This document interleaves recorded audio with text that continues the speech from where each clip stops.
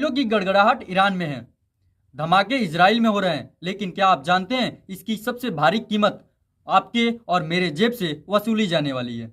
दुनिया तीसरे विश्व युद्ध की दहलीज पे खड़ी है। नमस्कार, मैं मुकेश कुमार स्वागत करता हूं द हंटर तक। और आज भारत एक ऐसी दो राह पर खड़ा है जहां एक गलत कदम देश की अर्थव्यवस्था को हिला सकता है।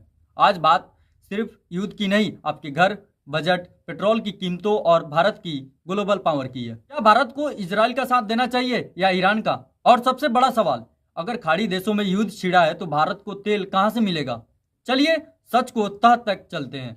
भारत पर युद्ध का सीधा असर, सबसे पहला और बड़ा असर पड़ेगा पेट्रोल और डीजल पे। दुनिया का 20% कच्चा तेल स्टेट ऑफ हॉर्मुज़ से गुजरता है, जो ईरान के कंट्रोल में है। अगर यह रास्ता बंद हुआ तो कच्चे तेल की कीमतें $100 100 प्रति बैरल के पार चली जाएगी।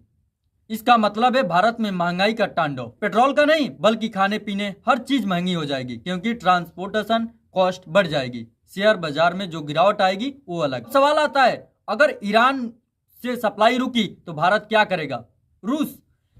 भारत पहले ही रूस से भारी मात्रा में सस्ता तेल खरीद रहा है। इस युद्ध के बीच रूस हमारा सबसे बड़ा सहारा बना रहेगा। अमेरिका और गुयाना अपनी निर्भरता खाड़ी देशों से घटाकर अमेरिका और नया तेल के उत्पादकों देशों में की तरफ शिफ्ट करेगा।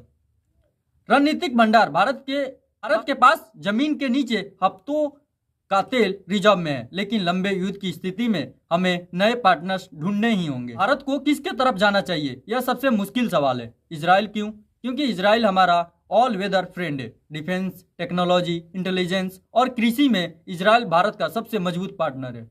ईरान क्यों? ईरान में हमारा चारबाहर है, जो हमें मध्य एशिया तक पहुंच देता है। साथ ही ईरान के साथ हमारे सांस्कृतिक संबंध है। भारत का स्टैंड, भारत अब निरपेक्ष नहीं बल्कि स्वार्थ निरपेक्ष है। हम शांति की बात करते हैं, हम शांति की बात करेंगे, लेकिन अपनी राष्ट्रीय हितों की समझौता नहीं करेंगे। भारत किसी के पीछे खड़ा नहीं होगा, भारत अपनी शर्तों पे खड़ा होगा।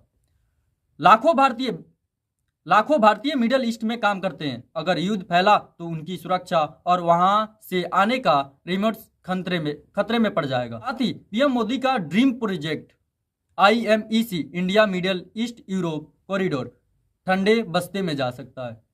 इजराइल और अरब देशों के बीच बिगड़ते रिश्ते भारत के इस मेगा प्लान के सबसे बड़ा खतरा है। दुनिया दो गुटों में बट रही है, लेकिन भारत का लक्ष्य साफ है, विकास और सुरक्षा। हम युद्ध नहीं चाहते, लेकिन युद्ध की लपटों से खुद को बचाना हमारी प्राथमिकता है। दोस्तों, आपको क्या लगता है, अगर भारत को खुलकर इजराइल का समर्थन करना चाहिए या रूस की तरह इस मामले में न्यूट्रल रहकर अपनी फायदा देखना चाहिए? अपनी राय कमेंट्स बॉक्स में जरूर लिखें।